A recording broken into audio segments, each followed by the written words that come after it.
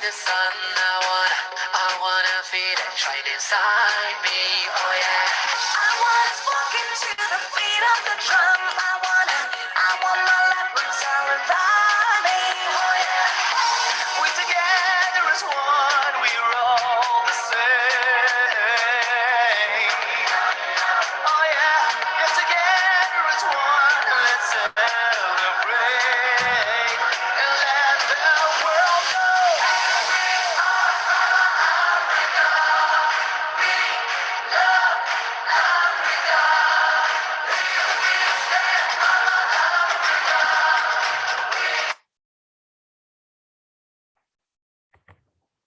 Hello, everyone. I think we're going to start soon, in 1 or 2 minutes, and just waiting for colleagues. I hope interpretation is also working very well. Can someone check and confirm if they can also listen to the interpretation in French? Can you confirm in the message? Do you have Francophone participants?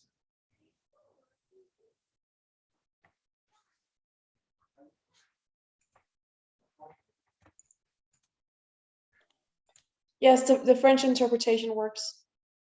Thank you. Thank you very much.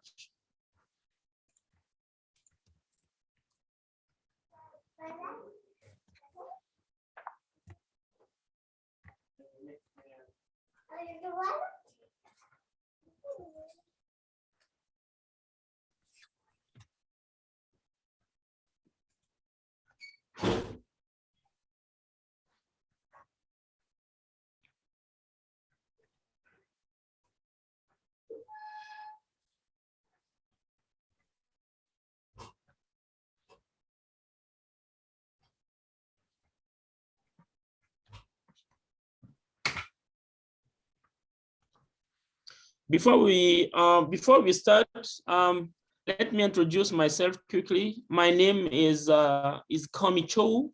I'm the AfCFTA regional advisor for UNDP, and we are very glad to closely work with YALDA, UN Economic Commission for Africa, and ITC on this course and these modules. So, but before we start, I will be moderating the session today, but let me call Yalda, our colleague Bethlehem, to come and give us some housekeeping. Thank you. Bethlehem, please, if you are online, please come in.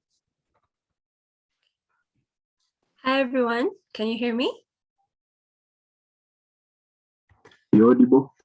Yes, we can hear you. Yes. Fantastic. Good evening, everyone. I hope you're having a lovely week. If not, we'll try to make it better. Can everybody see my screen? Hopefully you guys can. Yes, we can see you. Yes, it's visible. Yes, it's very clear. Fantastic. Okay, so let's just go through some house rules so that we can agree on the same etiquettes. So I'll be presenting to you the YALDA etiquettes.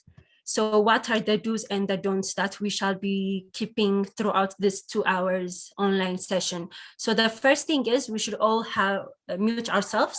The mic should be muted and remain muted until we've been asked by one of our guests or moderators to speak. So ensure your cameras are off. If you have any questions, type in your questions in the chat box. Remember to put in your country and name, so we know who's speaking and from which country.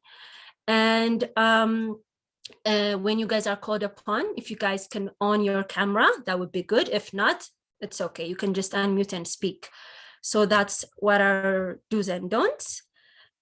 So what's the FCFTA for? Why are we here? Why are we doing this? You can say a month short courses. It's mainly so that you, the African youth, can understand the FCFTA and advance in the FCFTA. So we're trying to equip the African youth with the right tools, but make it in a much simpler way so that it's not complicated and we all understand it. Our next, we have different partners working with us. The FCFTA is a huge initiation for us. So we have Afreximbank, we have UNECA, we have UNDP, we have the AfCFTA Secretariat, and then we have the ITC, or the International Trade Center. So we're trying to make trade easy and access throughout the whole Africa. So about the course, I'm trying to give you guys a quick recap before we get to the session. So about the course, so generally, like I mentioned, the objective of the course is to make the complex concept of the FCFTA into much easier concepts that we can understand, so that all the youth, especially the African youth, can participate in the change, so that it's not only the AU's job, the UNDP job, but it's all our job. So this short courses with our amazing panels and guests is to make sure it's easy and understandable. So that's mainly the same discussions we've had. And then, so the modules, what are the modules that we'll be covering? As you know, we had one session last week for all those participants. For you guys to receive certificates, you have to at least participate in 3 modules out of the 4. So the last one, yes, sorry. Did someone speak? You can go on. Okay, guys, please remember to mute yourselves. So the first one was back in May 19th, towards greater integration and introduction to the FCFTA. So what it is, what's FCFTA? We've been introduced to that back in May. If not, you guys can find the recordings. The second one that we'll be having tonight is enabling youth engagement in the FCFTA, or the African Free Continental Free Trade Agreements. So last month, we've been introduced to what AfCFTA is. This month, we're gonna see how as youth we'll be engaging in it, we'll be what's my role? We'll try to understand that. Next month, we'll have opportunities versus challenge. So what's the opportunities AfCFTA brings, and what are the challenges that it faces as well. And then our last module will be on August 10th, and it will be in regards to envisioning the future of AfCFTA. So now we know what it is, we know what is expected of us, we know what opportunity it brings, what challenge it has. Now, what's the future? What does it look like? We'll be seeing that in August 10th. So as you guys can see, in this modules, participants will be provided with an overview of the FCFTA. It may not be a detailed description, but at least we'll grab a concept of what it is, what it's trying to accomplish, and what's our role. So that will be our job. In module 1, that's what we saw, like, what is FCFTA? What's the word means? What it's defined into? So we saw that, and it's became necessary. We will connect these trends into economic development in Africa over the years. Once we understand what it means, we can implement it in different sectors.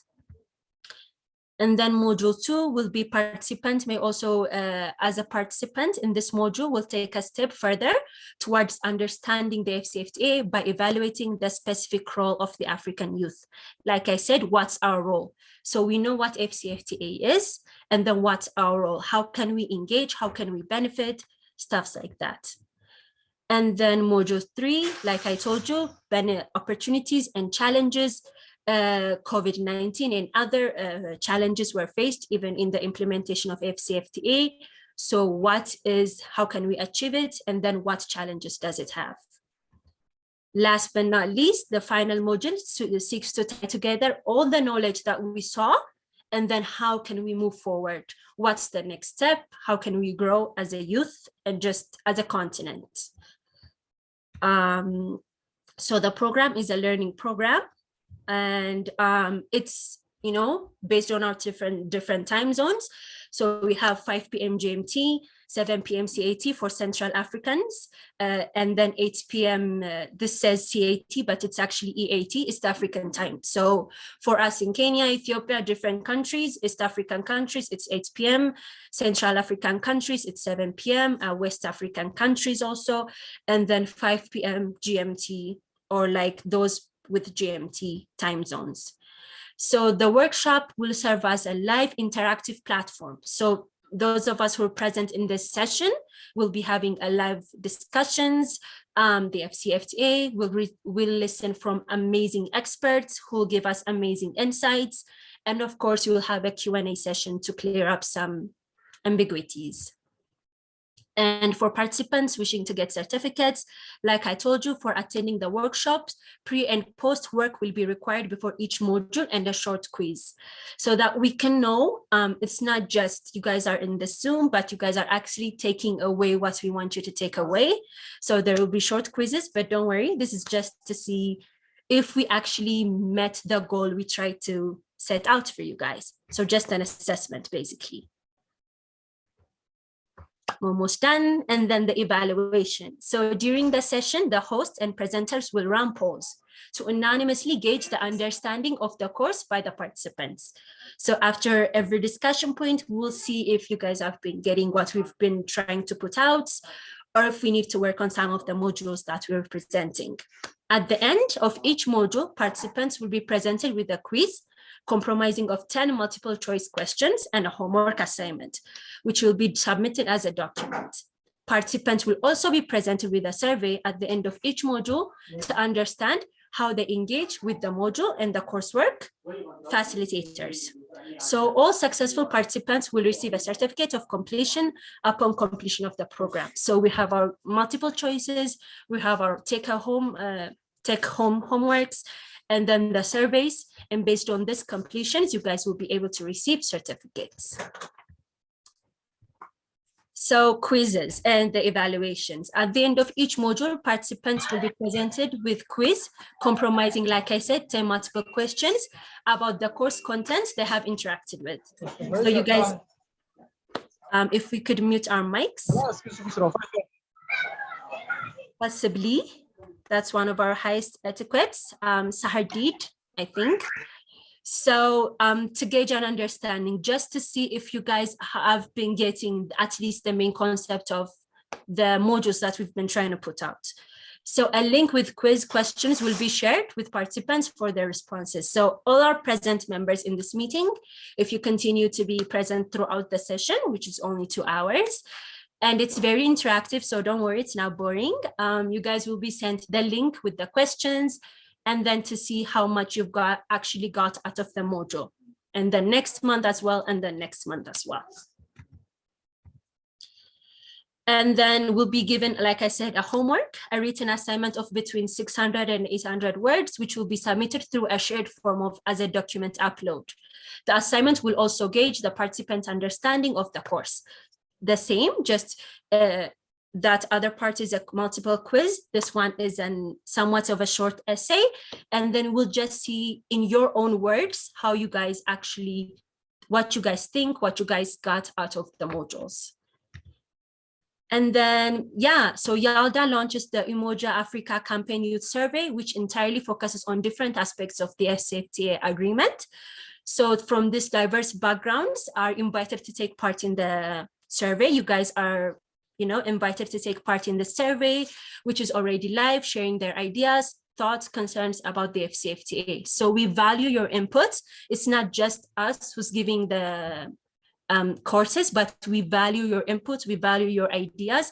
So anything you guys are saying, oh, this should be added, this should be considered, this should be deducted, this does not work in our country, we're open, we're here to listen. So just let us know your thoughts. And yeah, so Go Africa, I think this is about much of it. We've been doing that. The survey will be in English, French, and Portuguese, so that we can at least the dominant language other than our own country languages will be the English, French, and Portuguese to make it easier for others. So we will take a few minutes of your time to share your knowledge or understanding of the FCFTA and get into draw to win an amazing data bundle from all of you guys. And then, yeah, so here to win, so for those of you who really do understand it and then who do participate in it, you get to win an amazing data bundle package or a smartphone. So there's a reward in this. You guys will be rewarded with a smartphone or a data package that will be personally sent to your mobile phones, and then you guys can use that as an internet package. So we're trying to reward those members who've also been doing good and participating. So take the surveys, take the quizzes, take the home questions, and then just pass it on. I will be posting these links for you in the chat box. There's the English survey, the French survey, and the Portuguese survey. And then may the best of luck generally. So that's it from my end. Thank you so much, guys. I hope it was very clear, and then I'll give it back to our facilitators. If you guys have any questions, you guys can type it in the chat box, and then we'll answer along the way. Have an amazing session. Thanks very much, Bethlehem, for that brand introduction. You made the point. Yes, this is about Africa, and let's hope as well that we will be able to realize this AfCFTA through the engagement. So again, thanks for all the participants who are here today. And we are glad. I can see that you are from all over Africa, from the various regions. So please, if you have specific questions to Bethlehem, you can whether directly tap into the chat box. So before we start going to today's module, the core, which is about how do we make sure youth contribute to the implementation of the AfCFTA, we just want to take few minutes and come back on 2-3 questions, outstanding questions that were asked during the last module last month. And let me call upon our UNECA colleague, me, to come with responses to 2 or 3 key questions we were not able to address last time, as a kind of, reminding us the context. So please, if you are online, can you unmute your camera, unmute yourself, and please also share your camera. Thank you. Please, go ahead. Thank you so much, Komi, and hello, everyone. It's good to see you again. As Komi said, we got some excellent questions during our last workshop. So we thought it would be nice to briefly touch upon some of those questions. I think we should also share the answers to the questions yesterday, just so you have them and can look at them for future references. One of the first questions I will look at is there was a question regarding what modalities there are put in place to compensate for the loss of revenue as the result of removal of trade barriers and customs duties. And the answer to that is that there is actually a compensation mechanism put in place. The AfCFTA Secretariat and Afreximbank are mandated by the African Union's heads of state and government to establish an AfCFTA adjustment fund, which is to support the AfCFTA state parties and adjust to the new liberalized and integrated trading environment, which is established under the AfCFTA. So what the adjustment fund does, it consists of a base fund, which is a general fund and a credit fund. The base fund, it consists of contributions from state parties, and it provides grants and technical assistance funds to address the tariff revenue losses, which are lost with the removal of the tariff lines. The general fund, it will mobilize concessional funding, while the credit fund, it will mobilize commercial support the public and private sectors, and this will enable them to the private sector to adjust and to take advantage of the opportunities created by the AfCFTA. So it in other words, it creates a mechanism that softens the challenges that companies meet when they suddenly lose the income from tariffs, or which countries lose from tariff lines. Another question which I also thought was very interesting was regarding the AfCFTA and its sustainability aspects, particularly regarding the green energy sector. The question was formulated like this: if projected impact is increased output within the energy sector, especially on refined oil, what is the next step for the AfCFTA in moving towards green energy? Is this something that has been even considered? Responding to that, environmental sustainability is a key component in Africa's agenda for 2063, the Africa we want. However, in the AfCFTA, it only contains limited references to the environment. Individually, most African countries lack the financial, technical, and human capacities needed to fully implement a green energy transition. The AfCFTA promises to build markets for goods and services and free movement of persons and investments. So with the creation of one single market, it consolidates the small, poor, and fragmented African markets into one strong market. And this can change the dynamics in terms of access to funding, human capital, and technology for the green energy sector. So while the AfCFTA doesn't necessarily address directly green energy, it does create improved market mechanisms for developing the capacity that is needed to develop a green sector. Also, the AfCFTA tends to scale investment in regional infrastructure projects. And given that renewable energy is a significant component of regional power pools, the AfCFTA can accelerate this transition to green energy. And the second phase of the negotiation, which is taking place now, is centered on protocols for cooperation on investment, intellectual property rights, and competition policy. And these are some of the negotiations where which is important to frame a right environment for promoting the green economy and the green energy sector.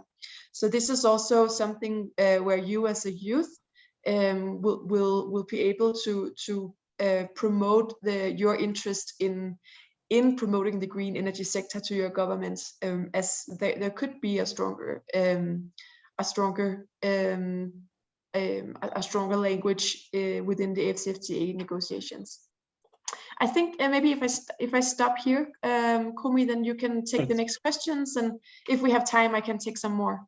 Okay, so I'm sure some of the participants will ask for some other further clarification. But thanks also me for raising those issues. I don't know, Moses, do you have a specific question to me so that we can move ahead? Moses, if you have a specific question to me, please come in quickly, please. Moses, I see your hand up.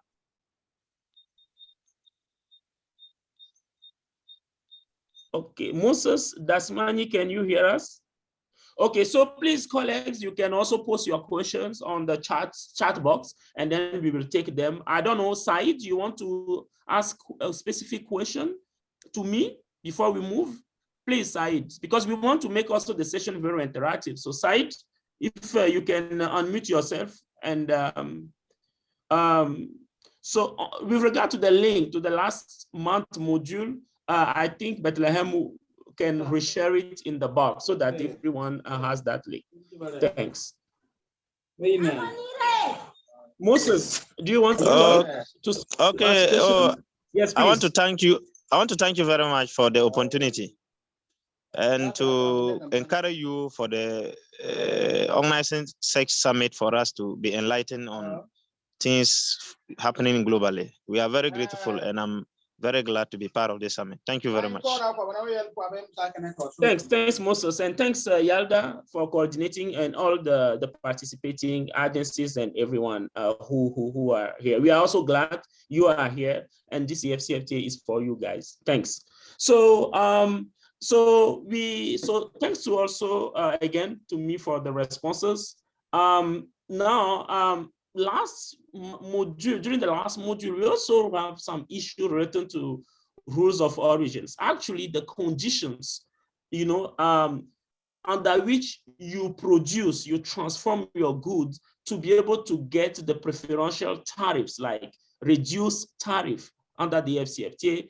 And there were a few questions. One of the key examples someone was saying is that, again, if you take tea leaves, one question was about when you import tea in bulk from China, for instance, and then you package it in one of the AfCFTA country in Africa, can you then consider the bag, the tea bags you get in that case as as made in Africa? Again, the tea in bulk is coming from China. You put it in a bag within Africa, within one of the AfCFTA country. Can you then consider the tea bag as made in Africa and get the reduced tariff? The response is clear, is simple, is no, because there has not been significant transformation. When you take a tea in bulk from outside the continent and then you just put them in a bag, that is not significant transformation. Remember, for instance, if you take something that happens a lot, you take rice in bulk from maybe Vietnam, you put in a big container, then you bring it to Uganda, then you put the rice in maybe 5 kg bags. Then can you say that 5 kg bag rice is from the continent? No. It's so the AfCFTA rules of origin are clear about when you just package, and packaging will not confer you with a right to claim reduced tariff, because these are considered as very light processing. So these are some of the things we will continue explaining through our modules. So to this module, we are going to really see what exactly we need to do as youth. You need to do as really youth to benefit from the AfCFTA. The presentation will come from UNDP. We have some internet connection with some colleagues, so I will have to make the presentation, and colleagues will come in to also complement. We have also some panelists. We have a very dynamic female staff from UNDP, a young fellow that will share his perspective.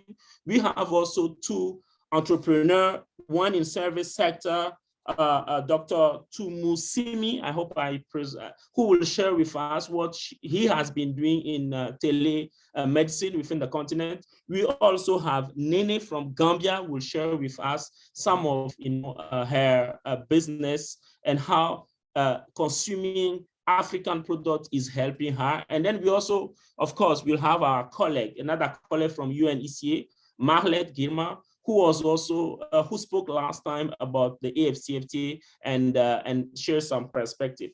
So allow me to share the screen, which has been prepared by my colleague from UNDP.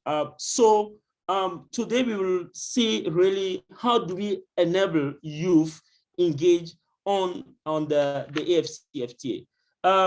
One thing is that this is a trade agreement, and this trade agreement creates opportunity for youth to engage, not only from production side. We have seen, we have talked a lot about producing under a free trade area, what are the conditions, and then during the module 3 by ITC, we will also hear about, producing, what are those specific value chain youth can engage specifically on. we are going to look into today's presentation mainly about how do we engage youth in the AfCFTA. We will also again see the scope of the AfCFTA. Basically, we will respond to 3 questions. What are the role of youth in realizing AfCFTA implementation? How do we ensure you are part as youth of the Africa's integration agenda? And then why is this so critical to make the AfCFTA work for youth? This week, some of us, we are in Cairo at the annual meeting of the Afreximbank.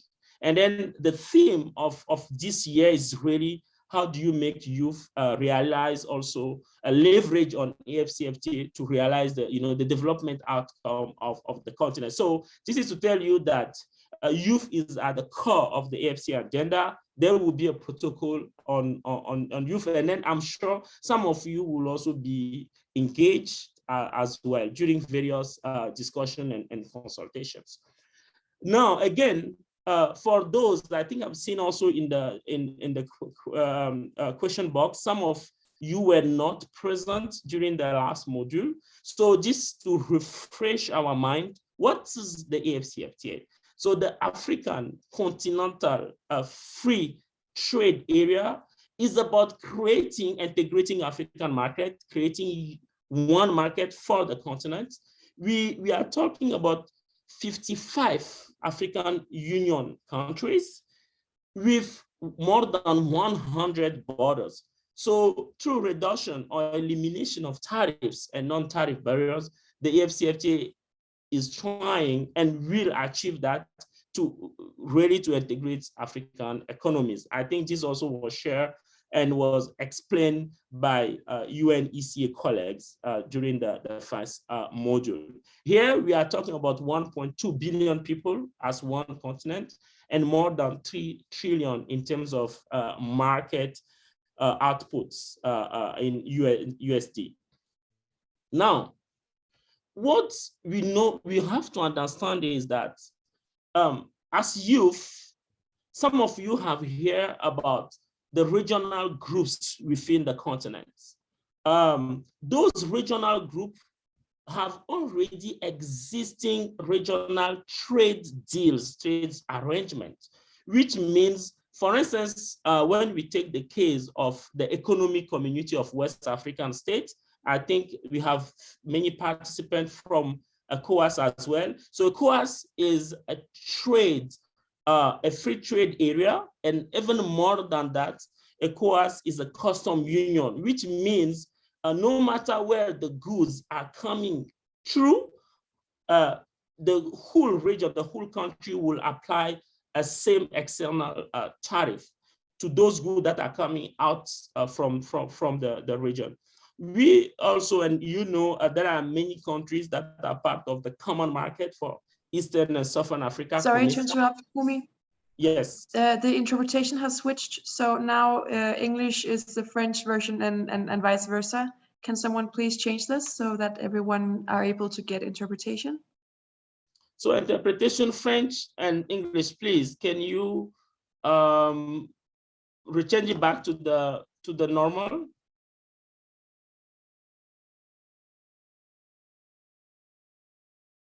Me, can you confirm if it's done?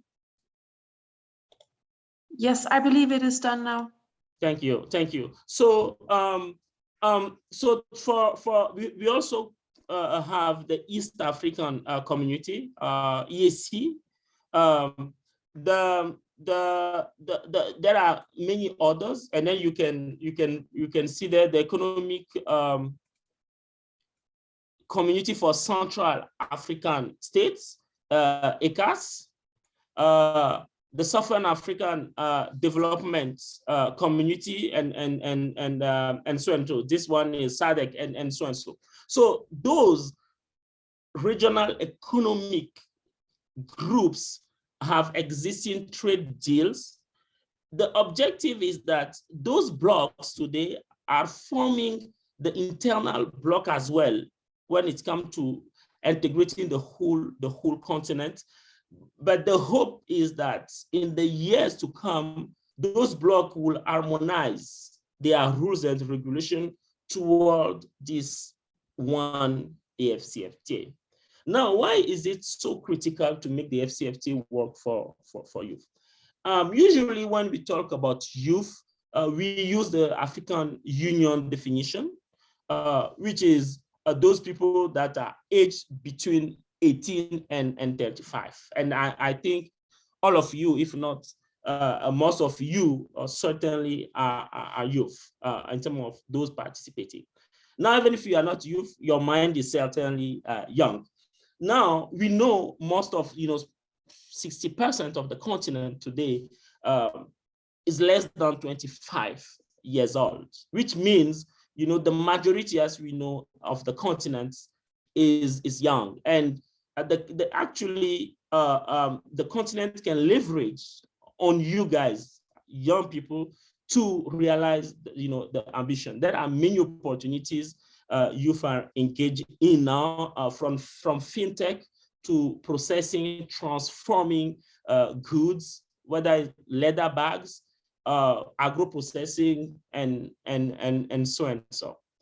Now, ITC under its youth, the International Trade Center under its youth and trade program, conducted a survey in mid-2021, and it came that, among the youth, nearly 50% struggle to access finance, which is still a big issue, because when we are talking about integrating a market, we are also talking about more competition, because the AfCFTA market is open to many investors. So imagine, for instance, an investor in Europe that can get easy of access, even the diaspora, the youth in the diaspora working maybe in US and Europe, can get access to finance. Maybe interest rates will cost around 1 to 3%, while across the continent, the interest rates is, the best cases sometimes even 7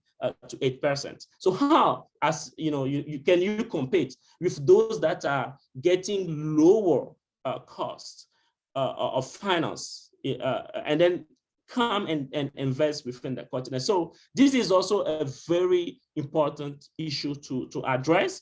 Some institutions are trying to put a fund in place to really support SMEs, mainly youth and also women-led SMEs. So we hope also the AfCFTA will contribute to create jobs. But one thing that is important, to realize the AfCFTA, when people are able, or business are able to produce those items, goods and services that are produced in Africa, need to be consumed by Africans. Otherwise, there is no market for production. So the whole idea of the AfCFTA is not only to produce, but to be able to also consume within the continent. And some of you might, when you go to the supermarket, maybe this is something we need to discuss during the interaction. How many of you will pay for a product because it's made in Africa? Or when you see two products, one made in Europe, like chocolate made in Switzerland, which is usually very sweet, right? Very nice. And you see a chocolate that's made in Africa, which is very healthy. Sometimes you will go for the chocolate made in Europe. But let's discuss this point specifically. I'm quite passionate about cocoa sector and chocolate. So this is some of the examples we can discuss later on, and then our panelists also can come in. Now, some of the key opportunities that are coming is in the fintech. I'm sure most of you, are a good proportion of you might be thinking of those opportunities. How do you leverage, for instance, on innovation to be able to promote fintech solutions, right? We know, and COVID has also told us that the future, not only of the continent, of the world, is to promote or adopt new technology. And increasingly, as I've said before, I think finance is a big issue. But then, fintech solutions also are helping addressing those bottlenecks to accessing finance. For instance, banks or financial institutions usually claim that they do not have record, of expenses or payment of loan of those in the informal sector. But we have some of the fintechs today that are working with those in informal sectors and could gather information about how they are repaying the social loans, for example, which will probably, those data sometimes are even sold to the bank, to the financial institutions, and so and so. Now, there are also opportunities on digital learning. You have seen with the rapid increase or advance in technology, digital learning. I think this training we are having today is also an excellent example of digital learning. But of course, we know there are still a number of challenges related to infrastructure, quality of internet connection, and so that are needed to be addressed. Yes, there are also new ways of manufacturing that are coming from the youth. The picture you have, for instance, on the left is a photo taken last year, which shows a house built for dark brown bricks that actually are made for waste plastics in Accra. On the right side, you have a young Nigerian student that built a portable automatic respirator to help people with respiratory problems, especially during COVID. So you can see these are quite of complex product or services when it comes to construction or innovating in terms of respirator. But you certainly have those capacity. You have those capacity. What the FCFTA is also creating is the space to do that, to create and then to produce more. But again, one thing that is important, we need to consume made in Africa product. Now, we have also, and certainly something we need to also be aware of, the FCFTA is also an opportunity, not only for entrepreneurship, but also for employment. More jobs needed to be created. But again, to be able to create those work, you need to consume those products that are being made or services that are being produced in Africa. There are a number of work or estimates, simulation that have been done, whether it's in manufacturing sector, in services sector, or in digital sector. All the sector normally should record increases in terms of production. But again, it's important, if you want to make the most of it, to really identify where opportunities lie for diversification, consumption, and so and so. And then we will see during the next module by ITC more of those. In terms of the continent as a market, whether it comes to business and professional services, communication technology, transport, distribution, construction, health and social services. We'll hear from one of our panelists today who will share us how he has been able to, to perform or to set up a business in telemedicine and working very hard and in Uganda. Environmental energy services and those. So the FCFTA protocol actually on services will create that environment in terms of facilitating regulatory or regulatory framework that will help, for instance, a business that is registered in Uganda be able to provide services in Kenya, in those regional, or in South Africa without physical presence in those countries. Some of the advantage of the AfCFTA will also, when it comes to services sector, will help to harmonize, for instance, some of the regulatory framework. For instance, it can be certificates, mutual acceptation of service certificates. For instance, maybe in medicine, which will then allow a doctor that has graduated in Uganda to be able to, to also operate or serve as a doctor, maybe in Togo or in Ghana, without necessarily going to the certification or process and so and so. When we talk again, I think this is something that was presented yesterday, no, during module 1, sorry, that the fact that the AfCFTA will help reduce tariffs on goods. So by reducing tariff on goods, what the FCA will do is to reduce the cost of production, but also the price of goods that are produced within Africa. The reduction in tariff will not only do that, but also, most importantly, by reducing those issues that are non-tariff barriers, like the physical infrastructure, like custom time. It takes usually to process all custom procedures. All those are going to be reduced, which means a good that leaves Uganda to Kenya or Tanzania, the final price value of the good then will be reduced, because exactly the AfCFTA will permit or will allow to reduce the tariffs and those non-tariff barriers. As a youth now, how do we ensure you are part of the integration agenda? There are a number of issues, but one thing I really want to come in is knowledge resources, in terms of producing some of the knowledge and then disseminate them. In UNDP, we have dedicated our future report, which is our flagship report on AfCFTA, to women and youth in 2020. And also from that, we have developed some training guides. There's also needs, to build the capacity of youth to understand those AfCFTA rules.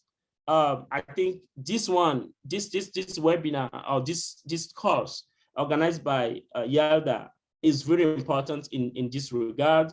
There are also Innovation Youth Challenge that is led by African Union with collaboration with some partners, and UNDP is also part of it. What we are thinking of this year, for example, in terms of Youth Innovation Challenge, is to see if we can develop a program specifically to help youth develop a strategy to penetrate or to integrate value chain or markets. And some of the winners then will maybe get some award to start, maybe some lump sum, but we are still thinking of what will be the best way to help youth connect to market.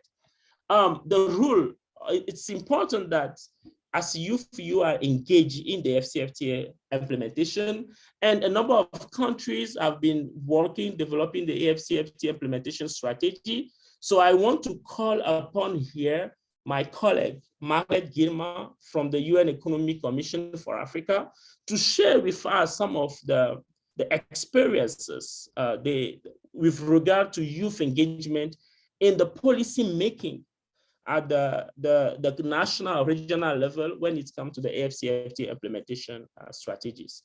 So please, Margaret, you have the floor. You have thank you, Komi. 5 to 8 minutes. Yeah, please, Margaret. Good morning, good evening, everyone. So, Komi, should I share my presentation? I'll stick. Okay, Margaret, we cannot hear you very well. I think the connection is having. Let me. So please, Margaret, if you want to share your screen, please go ahead. You wanted to share your screen? Can you hear me now? No, I was just Yes. asking if I could share my presentation. Yes, but we cannot hear you very well. The connection, there is a connection issue.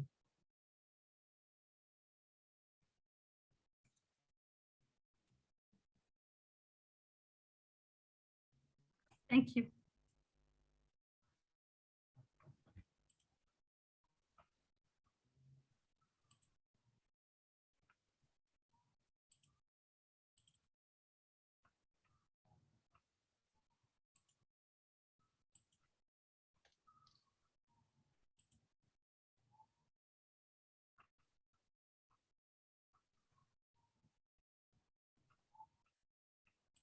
Hello? Yes, please, Marlet, go ahead. Okay, can you see my screen? Not But yet. I feel like it's stuck. Yes. Please, can you confirm if you can see Marlet's screen? I cannot see it from my end. I can't see as well. I can't see as well. It's blank. It's blank. Neither can I see. I also can't see. It's buffering from my side. I can't see it too, Jude. Yeah, Okay, sorry, it seems, but it seems it's blank. It's blank everywhere. So okay, so maybe Marlet, I think maybe probably it's linked to the internet connection from your end. Maybe you can you come in and maybe speak, introduce the matter, and then speak about it. Thank you.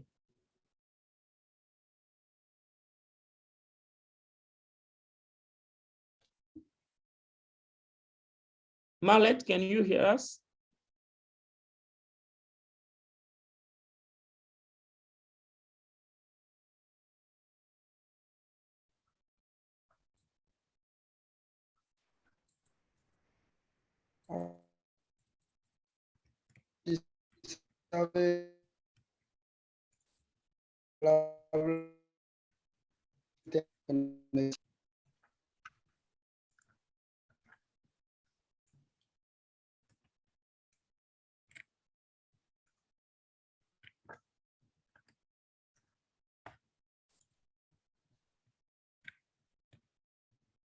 Please, colleague, let's give Marlet 2 to 3 minutes to try to reconnect, and we see if it works. Thank you.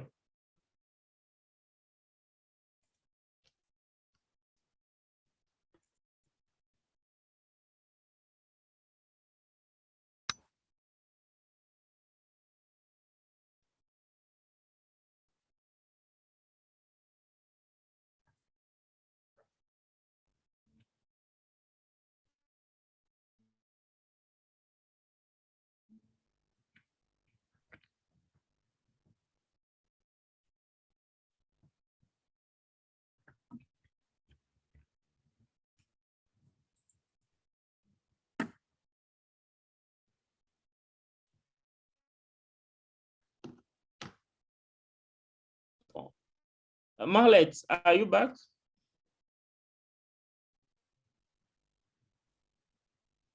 Okay, so let's try to move and so that we can complete the presentation. Then Marlet, when she is back, she will then make share some of the perspective on youth engagement on the AfCFTA process. But basically, the work that is being done has been done at country or regional level have seen a number of youth consultants during the development of the implementation of the AfCFTA strategies. Some of the youth as well are part of youth associations, are part of the AfCFTA committees that are put in place in national context to track the progress when it comes to the implementation of the agreement. Some of actions are really dedicated to youth in terms of capacity building or linkages to markets. I remember institutions like ECA, UN Women, and others were able to bring a number of youth SMEs to attend the Intra-African Trade Fair, which is a big continental trade fair that happened last year in Durban. Recently, we brought a number of young entrepreneurs to a trade forum in Botswana, which was for some of the businesses an opportunity also to link with other businesses from the continent. So there are a number of initiatives. So at your country, at the level of your country, you might also want to reach out to youth business support association and others to understand what is going on at the country level. But it's also very important that you as youth understand what is the AfCFTA about? How can you join the implementation process through the policy making, but also through exploring the business opportunities. In terms of products, I think, as we all know, it's important to promote Made in Africa products. And this starts with consuming those products, whether they are goods or services. There are a number of those products, and we're going to discuss some of them. So in terms of question we want to reflect on.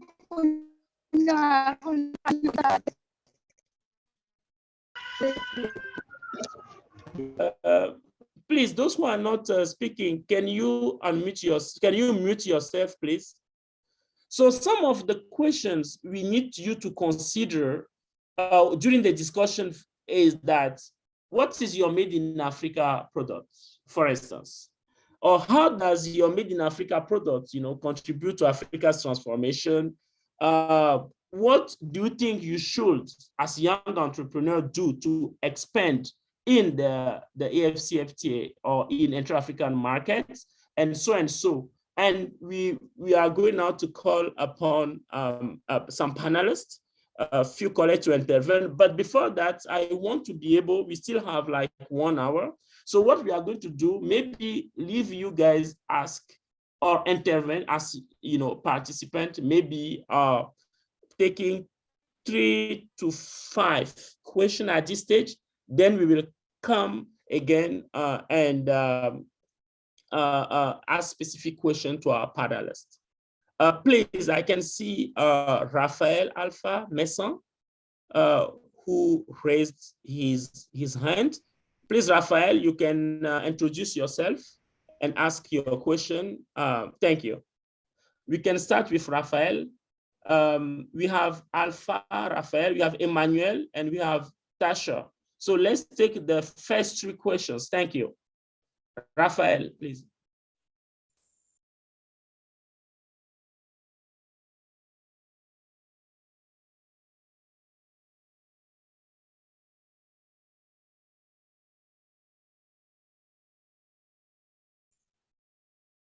Raphael, we can hear you. Maybe Raphael is having issue. Emmanuel, please, can you come in? Then Tasha. Right, thank you very much. My name is Emmanuel. I'm an entrepreneur in the agri-tech space. I'm running a company called Tractor. I'm currently available in 6 African countries: Ghana, Togo, Benin, Nigeria, Zambia, and Zimbabwe. My question is pretty simple. Number 1, with the issue of trademark and IP, how is the Secretariat going to help in making trademarks across the member states? That is 1. Now, my second question will have to be also on issue of e-commerce and logistics. Now, okay, you will see that buying a product from anywhere outside Africa and movement is easier. But even if I'm ordering something from my home country in Ghana to currently where I am in Nigeria, it's quite cumbersome.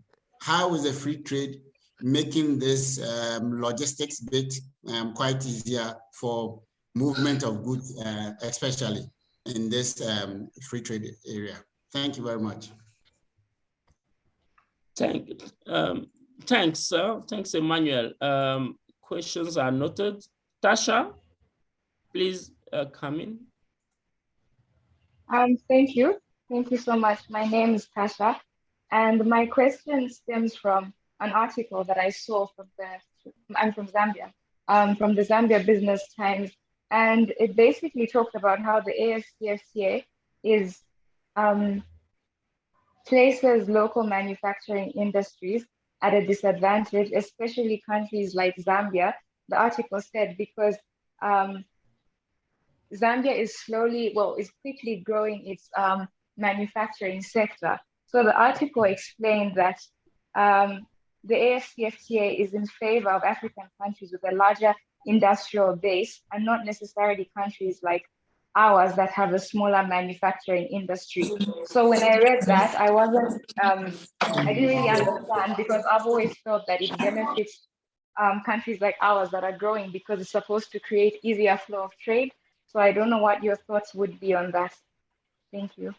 Thanks, Tasha. Again, colleagues, those participants, those who are not speaking, please mute yourself. Thank you.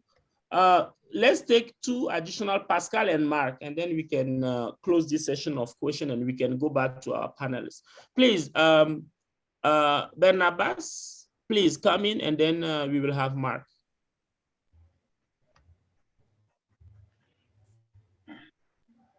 Hello, can you hear me? Yes, clearly. Please go ahead. Yeah, thank you very much for this wonderful opportunity. I'm Barnabas from Ethiopia, and our company is named Trade Ethiopia, B2B company, aiming to connect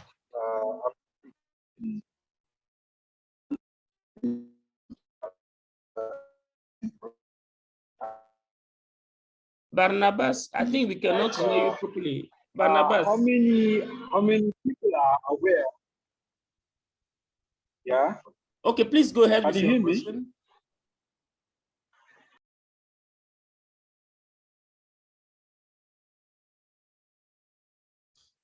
Barnabas, can you maybe write or type your question in the box, because we can't hear you.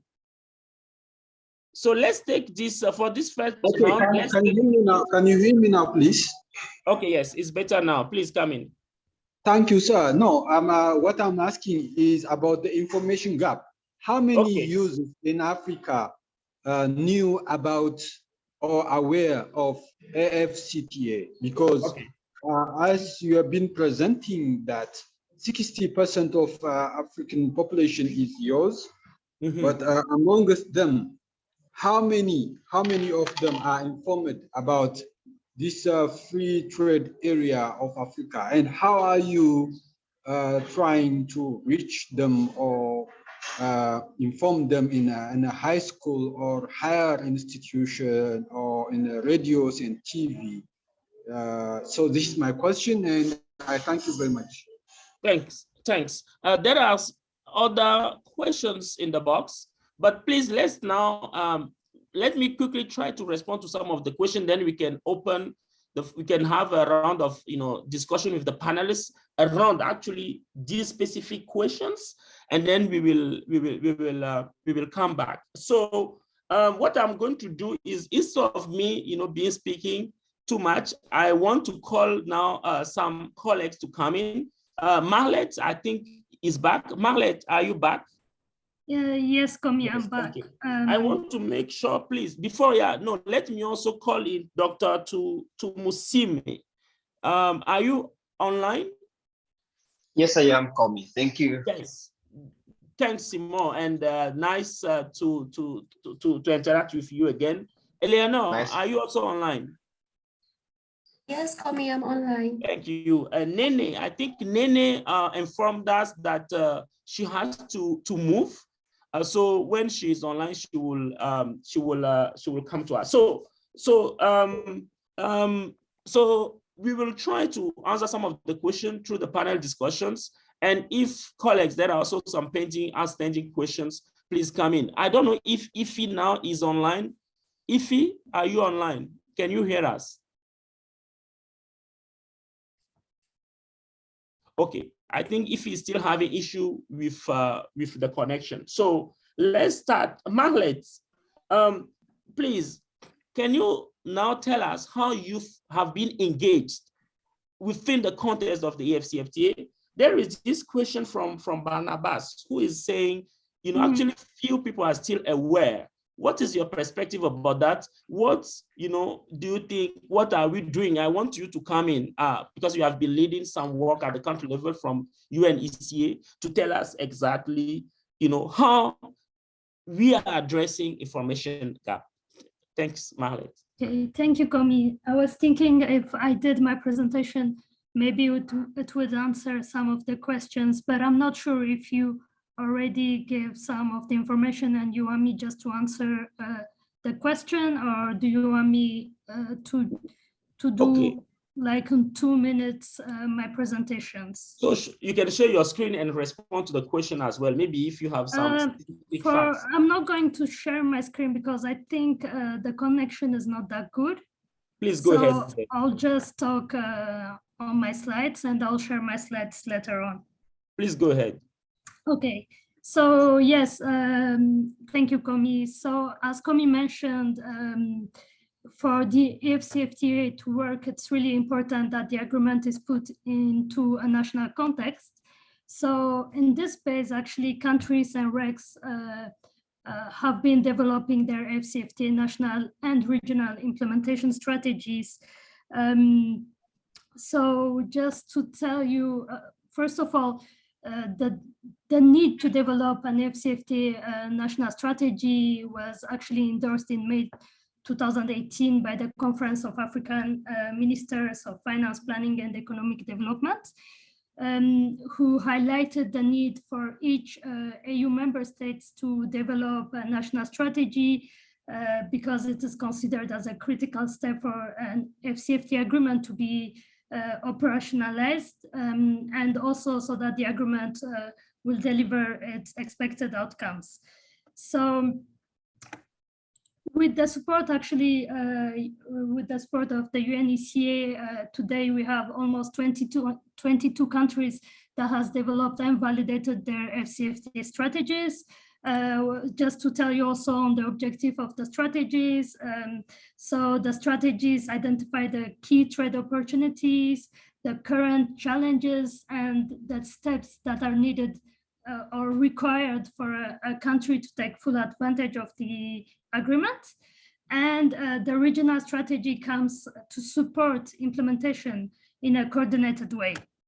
So the strategies include cross-cutting issues, including use, so that the idea is really that the strategic actions that will come out from the strategies take into consideration the use and also engage the use in the implementation of the AfCFTA, which will also allow to have policies that support young entrepreneurs, but also use-led SMEs, for instance, to access to regional supply chain, trade facilitation, financing, business and skills development, among others, under the context of the AfCFTA. So when the strategies are developed, one of the approach is, of course, to have an integrated approach, which means that there is coherence between the strategy and the other policies, which are education, agricultural, investment, and others, but also a participatory approach that includes multi-stakeholder consultations, including the use. So, so basically, ECA has developed a guideline to develop the AfCFTA strategy that also include the importance of mainstreaming use consideration. So how do we do it? So it's through consultations. So to understand really the challenge of the use and understand how the use need to be engaged and empowered under the AfCFTA, but also the use participate also in the review and the validation of the strategies so that they can share their view.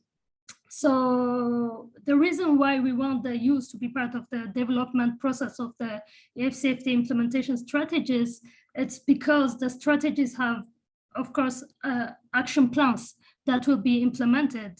And your participation helps to see, as I mentioned, that where are your challenges, what are your needs, which priority actions should be listed in the strategies, and that will help the use, of course, to be part of the AfCFTA implementation and benefit of the agreement.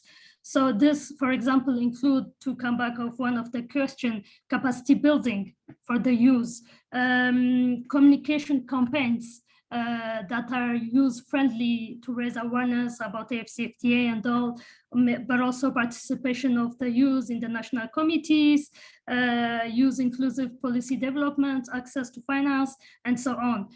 So I think, Komi, really the question, to answer the questions, yes, we are trying to do sensitization, capacity building, especially in countries where the strategies are already developed.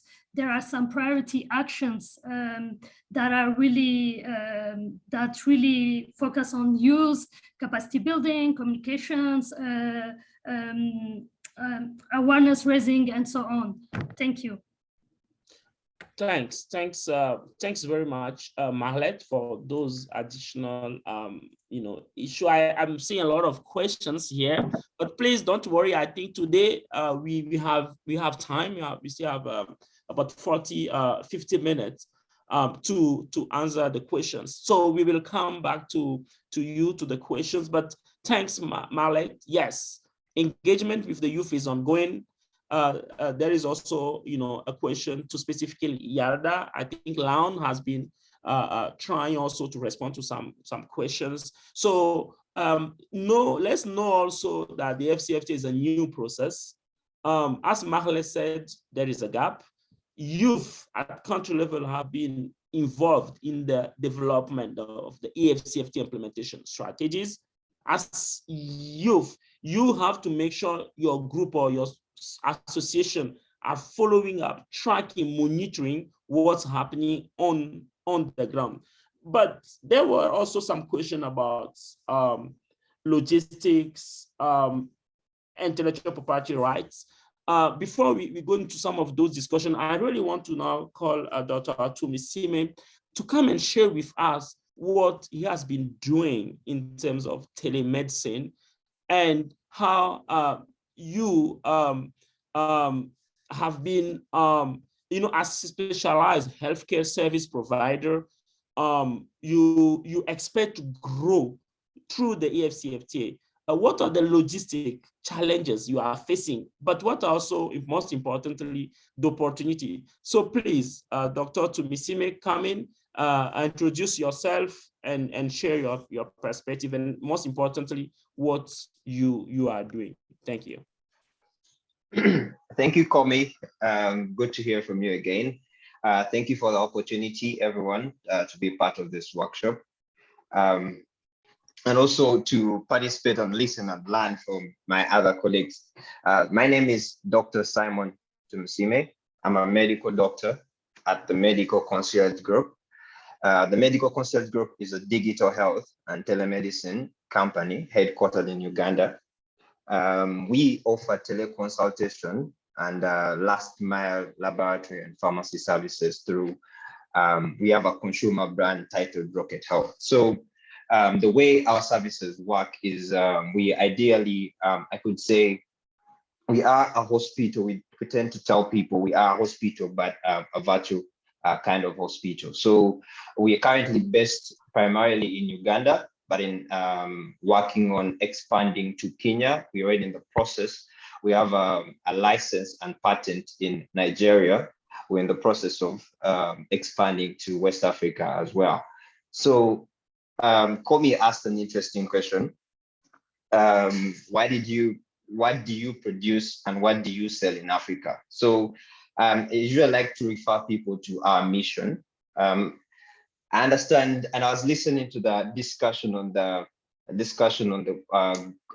group. I noticed that we, as all Africans, we're coming from different backgrounds, but we all experiencing an internet problem. You can see that's quite common in our continent. What am I trying to say? What I'm trying to say is, as Africans, we have certain challenges and problems that are unique to our community, that are unique to our continent, that are quite different from other continents. And that necessitates development of locally contextualized and value-based solutions that can address, that can address those specific problems that we can that we can customize to be able to develop our problem. So our mission is around that process. When we first started out as a company, we started out by offering services through WhatsApp, trying to identify what are the problems in the community. And then after that, we noticed the gaps. Some people would consult, so we offer, someone would text and then talk to a doctor, you offer medical advice. But then after, you realize that sometimes you might need to do the laboratories. For example, you do the laboratory orders, or sometimes deliver certain medication to some clients. So that's how our business model evolved, by noticing the gaps that existed in the community and then trying to plug those gaps. And that's how we've been able to succeed in our market in the country. So I don't know if I can go ahead and answer the question. Come here, I just listed a number of questions. Please, all right. please. Yeah. Okay, great. So one of the things you pointed out was, how can a specialized healthcare service like ours grow through AfCFTA? So from my understanding of the African Continental Free Trade Area, currently we have existence of fragmented East Africa, fragmented communities, trade treaties that don't allow free movement across the whole continent. So what AfCFTA, in my opinion, offers is an opportunity or platform for cross-border export, where, for instance, if you are someone, a client in Kenya with who develops, let's say, cosmetic products, because in one of our services, pharmacy services, we are able to offer cosmetic. We're able to sell cosmetic products. I'll give an example. I met a colleague called Dr. Gasheri during the Botswana conference. We've been corresponding. She's based in Kenya. She's the CEO of Shet Naturals, and they deal in cosmetics. Currently, we're trying to broker a partnership. Now, AfCFTA will enable such partnerships where someone who has cosmetic products and want to expand to a different market, you can use what's existing in that country, or you can partner with the people who are already existing in that country to be able to further your own business. We also hope to be able to share specialist medical knowledge and services, where someone in Nigeria or South Africa can call in, can run a test or do maybe an ultrasound scan, and doesn't have a specialist to interpret, and simply through the internet connect with someone in Uganda to interpret those results. Also, from from all the progress done by AfCFTA, we hope when the taxes and tariffs that have been removed finally, we'll be able to move goods and services, be able to get medical equipment from a different country, let's say from Kenya, and move them to Uganda, from South Africa, and be able to move them with very little, paying very little taxes. So some of those, we hope to benefit some of those, we hope to get some of those benefits. And I believe there are so much more, but I'll just say those are the main things that come to my mind. Then the other question you asked was, what are the most important things a business should know entering a market, or an African market? I'll just like to hint on that. And I noticed that some of our colleagues had some similar questions. Should I go ahead and say and answer that, Komi? I'm not sure. Yes, please answer that, and then we can continue the discussion. But yeah, with other panelists, please answer that question. Then we will. Yeah. All right. So please, Simon, just a minute, please. Again, those who are not speaking, please mute your microphone, please. Thanks. Simon, please come in. Yeah, so you mentioned something about what are some of the challenges that you get from expanding to other African markets.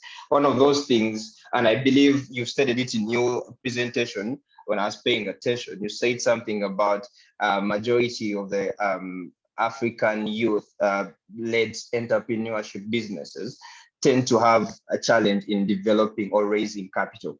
That's everywhere. It's not just in Zambia, Zimbabwe. It's everywhere in Africa. So through AfCFTA, I'm sure there's going to be ways to be able to galvanize resources and be able to develop capital. So one of the challenges we experience as entrepreneurs is how to raise capital, especially if you're trying to expand to different markets. Sometimes regulatory requirements, like you mentioned, the different tariffs. Now, for instance, we don't know where to get information. If, let's say, I want to expand to Nigeria, how do I access the information I need to be able to prepare myself to be able to move to a different country? How do I study the market in a different country? Let's say in Cameroon, how do I know the different companies that are already providing something that I'm trying to provide, and how can I tap that information? How can we exchange information so that we can all grow from that? What's the market potential, and how can I be able to leverage what's already existing? And I believe through AfCFTA, most of those things can be addressed. I'll just rest my case. Thank you, Komi. Thanks. Thanks very much, Simon, for your, the perspective.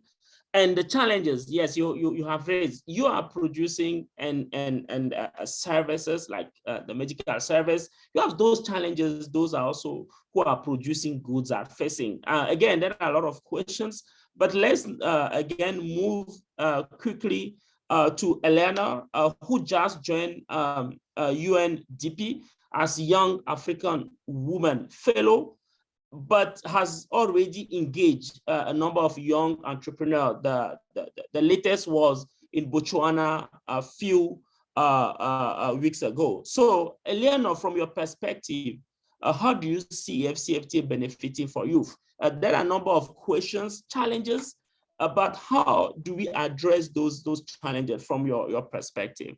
Eleanor, and especially what I want also you to bring is, how do we, again, also, make sure we promote or we consume made in Africa for youth, and then we can continue the discussions. So please, Eleanor, come in 3-4 minutes. Thank you. Okay, thank you, Komi. Thank you for your presentation. We have all seen the presentation Komi did. We saw the demography of the youth. And it was projected that the youth population is going to reach about 460 million in 2050. So to me, I'm seeing this as an opportunity for most youth. Youth should take this as an opportunity to assist in the implementation of the AfCFTA. So the AfCFTA is kind of beneficial to us youths in particular, because it is like an avenue where it's going to create like employment and entrepreneurial skills. So for me, this youth should take this as an opportunity for them to like expand, especially in those key sectors in our economies. So it's also kind of beneficial for me as a youth and to all youths listening, because I think this is an opportunity for youth to maybe learn or acquire skills that maybe they have always had interest in digitally, just like what Dr. Simon was talking about. You can be in your house wherever you are, and you decide to acquire your skills wherever you are based. Like, for example, when we went to Botswana, I came across this youth, kind of SME known as Net 8 Solutions. I didn't know what they were doing actually, but when I got to know more about them, they are trying to like train so many youths in many areas. And it was like an opportunity for me because I just got into, they were doing this kind of a competition like Be Your Brand with a Smile. I got into it and I discovered that I was able to learn some courses, being where I am and learning from Botswana, because I'm not based in Botswana and Addis. So that was also an opportunity for you to try to acquire skills. Also, you can also see the AfCFTA like beneficial in terms of business expansion, innovation, because when the market, these new markets are kind of open, they're going to benefit in terms of innovation, because when the market is kind of open, the innovative ideas or technology, like kind of expand and all. And Komi, you also talked about like the challenges these youths are facing.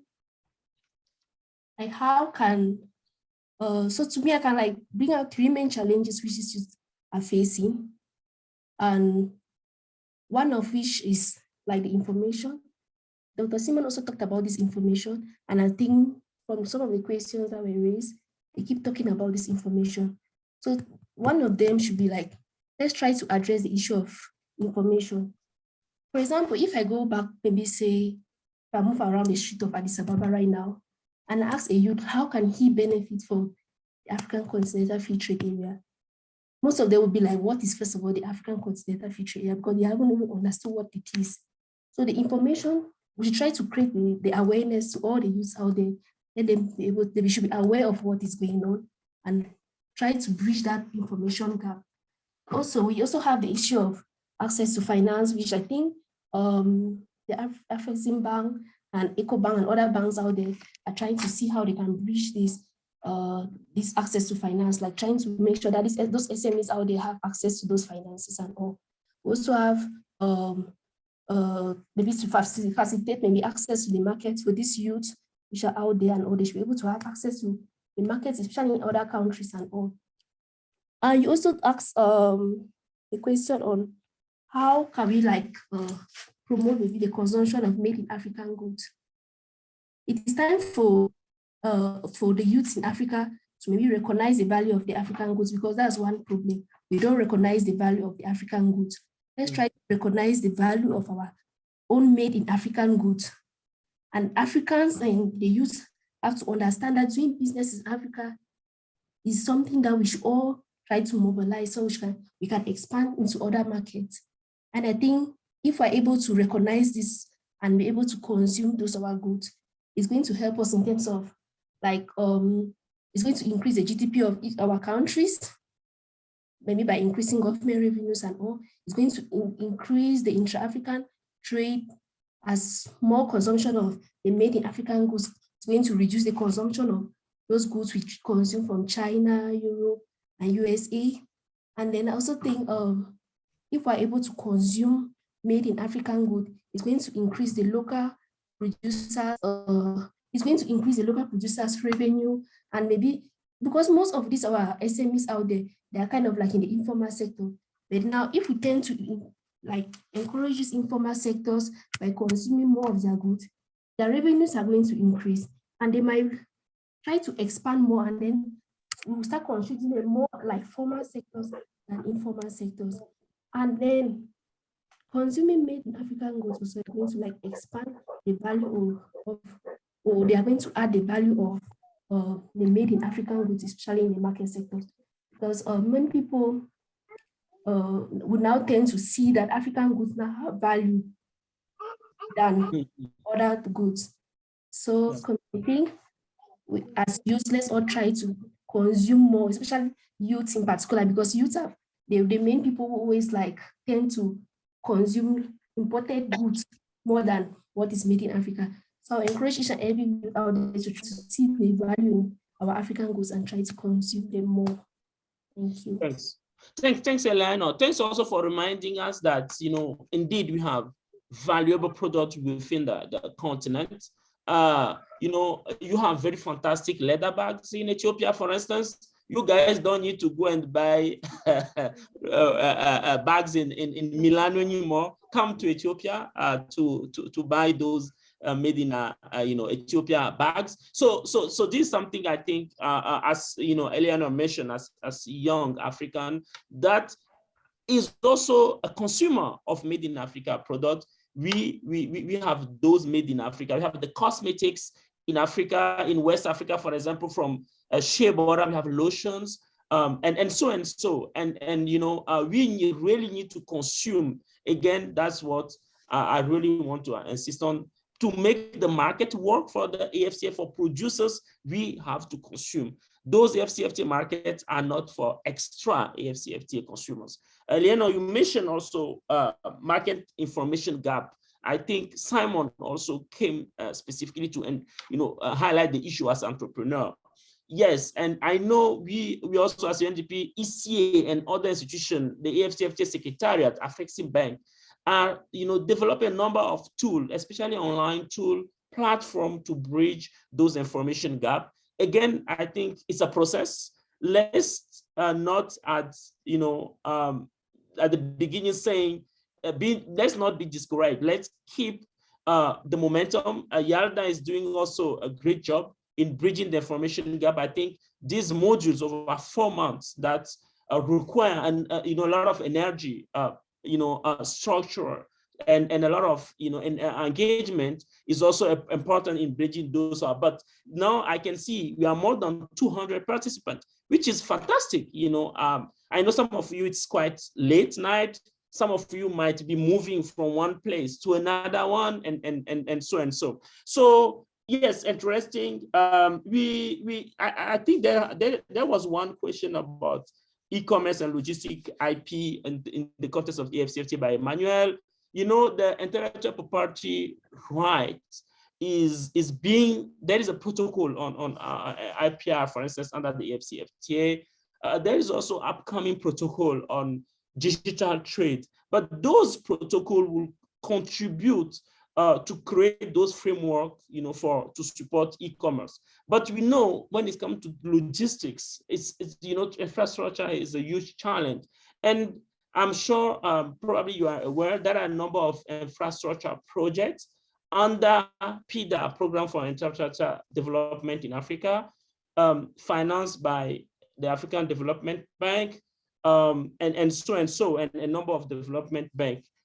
So once those are realized, we hope, and I'm quite confident that things will change. For instance, in West Africa, you have the Lagos-Abidjan corridor. There has been a number of investment in those roads, corridors for transport. Recently, Nigeria and Cameroon opened a very fantastic bridge that will connect now the two countries. So through the corridor from Lagos, Abidjan to Lagos, and then now the bridge, then the road from Cameroon to between Cameroon and Nigeria, we will be also able to see some transport corridor in West Africa being connected to Central Africa. Same is happening in other parts of the region, but we also note the huge, infrastructure gap, which sometimes is a huge impediment to logistics. Tasha from Zambia, yes, local manufacturing versus large economies, or external AfCFTA businesses. So the AfCFTA, of course, when you talk about those that will benefit in the very short term, those economies that already have a manufacturing basis. For instance, we have Egypt, but we also we have some countries like Kenya, but Zambia has the potential to position on those specific segments. For instance, agro business. Zambia is producing, for example, veggies, and so that can be traded not only toward the regional market, but beyond the region. So yes, there are risks. Some countries might not be moving on the same pace like others, but we all know it's a process. But under the AfCFTA, there are provisions to also protect some specific local manufacturing sector within some limitations. This was also explained during the first module. But those specific provisions will also help countries like Zambia to protect some of those specific local sectors that are very vulnerable to the liberalization.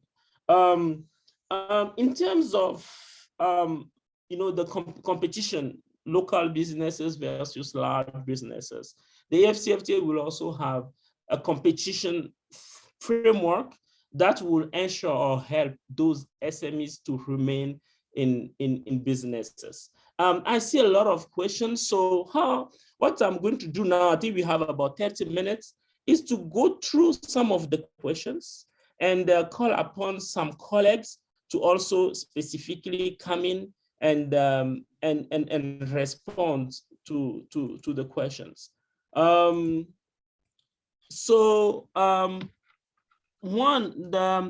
I want to quickly to address is, can AfCFTA provide market linkage for us regarding that question is not clear.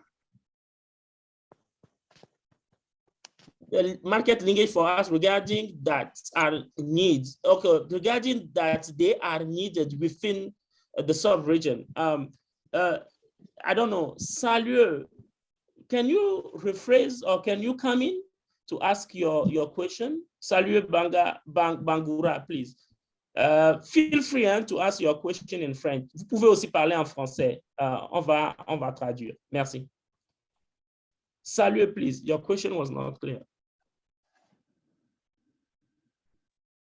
Can you unmute yourself?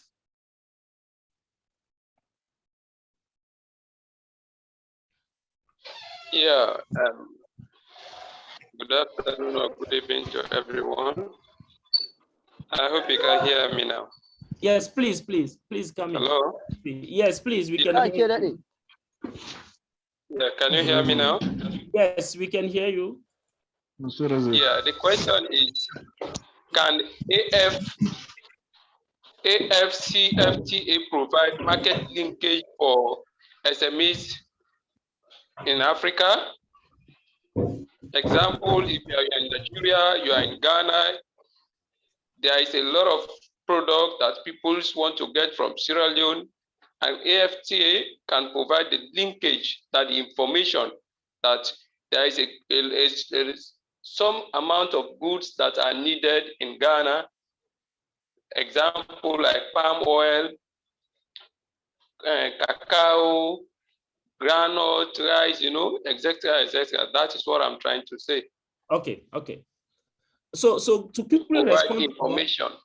Yes, so thanks, sir. A good question. So to quickly respond to that, the AfCFTA, under the AfCFTA framework, there is this platform called African Trade Observatory developed by the International Trade Center that will provide market information in terms of market potential in this specific country.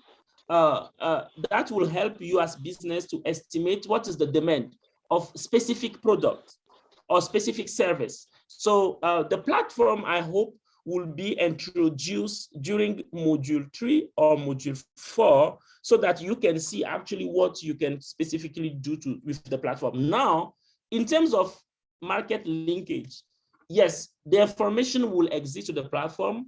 Then how do you now connect through, as business to businesses and so? There are a number of initiatives, for instance, the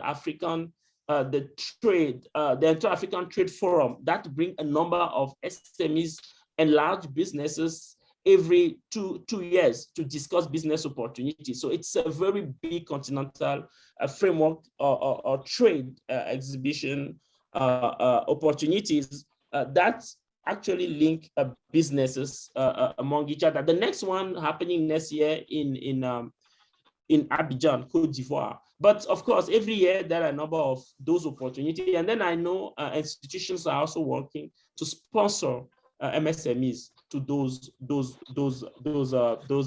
programs.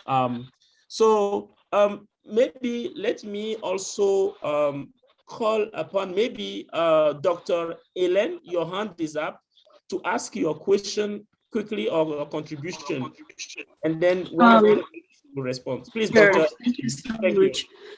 Hi, everybody. This is Dr. Eileen from the AfCFTA Youth Advisory Council. I hope you can hear me well. Yes. My main concern, this is both a question and also maybe a reminder for a potential call to action. The EU has been granted the preferential trade status, so they essentially will be treated like any other African country. And AfCFTA was initially implemented to break down trade barriers intracontinentally, not really intercontinentally. And because it has such mature product and service markets, and with the donation of promised donation of 150 million, a billion euro, and the UK just donated 60 million pounds to the AfCFTA Secretariat. I just really wanted to know, like, how is that to guarantee that the Make in Africa movement can really be, materialized with such. I mean, what I worry about is their mature product and services going to flood the market. And what is that? Is there any policy to prevent that from happening? Because we are trying to grow our value chain, and we may not even be able to do that if we are flooded with foreign product. And of course, we're not just talking about EU. We can be talking about China. We can be talking about, wherever you can think of, wherever you can think of. So that's my question. I'm doing a study on that, and I don't seem to be able to find a lot of information about that. So I appreciate some response from the panelists. Thank you so much.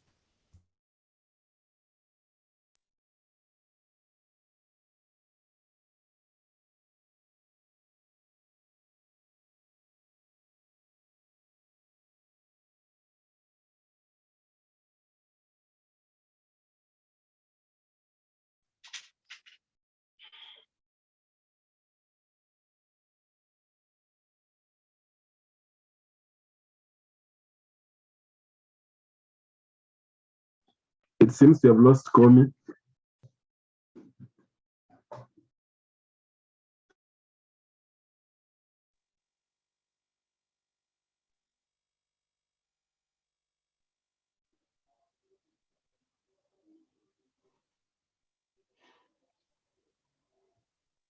Can anybody hear my question? Did anybody hear my question, or is it too difficult to answer?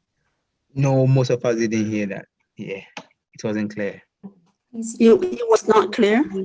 Yeah, it wasn't clear. Oh, it was not Dr. clear. Islet, Okay, had your question yes. clear, but it seems you've lost Komi. Okay, you said that you couldn't hear anything. I did. I heard your question. Oh, okay. All right, great. Thank you. Okay, maybe you can go ahead and ask the question again, please. Then maybe someone from the audience can answer you if they have an answer to it, please. Essentially, the EU has been given a preferential trade status by the AfCFTA in February this year, and they're also donating a lot of money for the implementation of AfCFTA. They have a very mature product and service market. My worry is for their goods and services to flood the continent before the Make in Africa movement can even have a chance to start. I want to know if the AfCFTA Secretariat or any protocol or policy will be addressing these issues, because at the end of the day, AfCFTA was created to break down intracontinental barrier, not intercontinental barrier. So that's, I just want to know if anybody knows anything about that, and maybe if anybody knows that, is there any competitive clause that we are implementing to ensure the growth of our value chain integration process? Okay. Thank you. Thanks. I lost because of the internet issue, but I would like to call upon maybe Margaret. Can you respond quickly to the question issues raised, or me, please?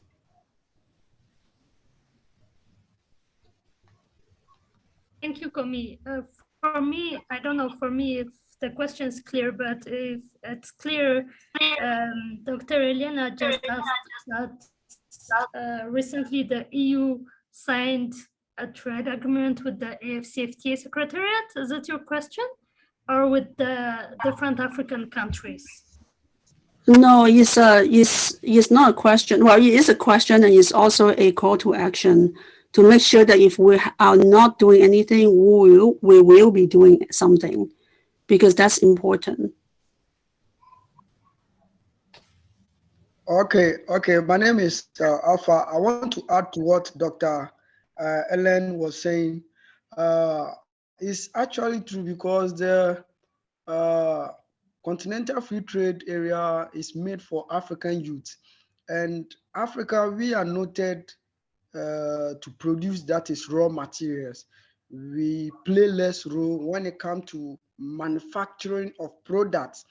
And we know these advanced countries, they are good in manufacturing products, and the African continent is being flooded with their manufactured products. So should we allow them to partner?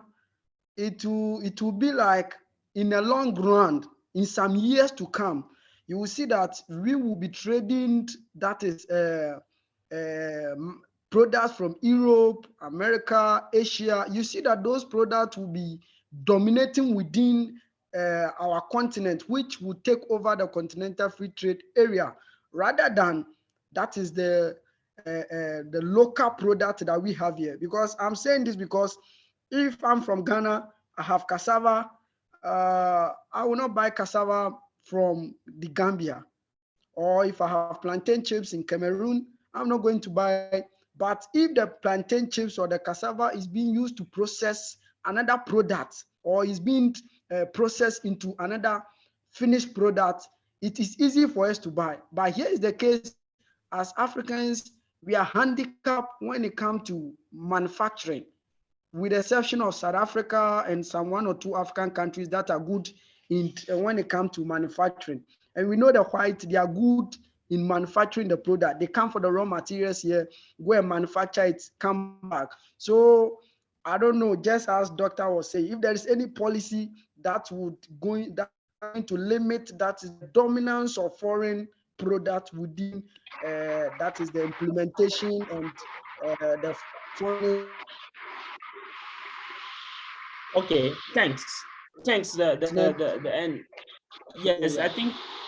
Okay, thanks.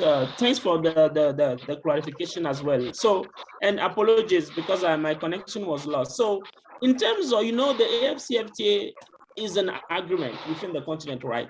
But it doesn't prevent African country to enter bilateral agreement with extra AfCFTA member states, like the European Union, like Asian economies.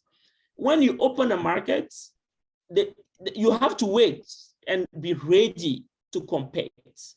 Now, the other part of the question could be, are we ready as African businesses to compete with extra African businesses, or can we produce today at a cost that is very low compared to maybe what you can import from China or from Europe?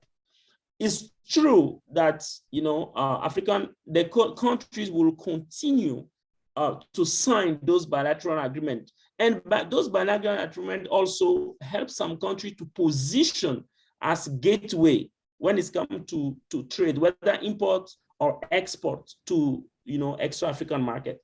But the real ambition is to support the continent as a group, to be able to produce within the continent, and through those AfCFTA provision to make African economies more competitive. But we don't want to be the one talking, but let me call on Linda, who also said she wants to add some of the elements. So Linda, please, can you come in? Sorry, participant, I'm trying to call upon some participant to come in. I know most of us, we want to talk, but Linda, can you in 1 or 2 minutes quickly make your intervention? Thank you. Okay, thank you, Komi. Okay, also what I would like to add is that in the AfCFTA, we have something known as operational instruments to support AfCFTA, and one of them is on rules of origin. So for the rules of origin, it refers to a product's economic nationality. So the main aim of AfCFTA is to give preference to products made in Africa from African countries. So if you would like to trade your products under AfCFTA, you must have you must have a certificate of origin, which is under the rules of origin that will enable the country that you're trading with, the customs official, to understand that the product was either value added in an African country, or the raw materials are from an African country, or everything was done from an African country. And that is where you're going to, a product is going to enjoy the AfCFTA preferential treatment. So for AfCFTA, made in Africa comes first before the Chinese come to dump their goods, or the European Union comes to dump their goods. So the rules of origin will be our identification when it comes to the trading of goods in Africa. Yeah. Thanks, indeed. And this rule of origin issue, we indeed, during the module 1, these are some of the key issues that we discussed. And again, thanks, Linda, for clarifying on those.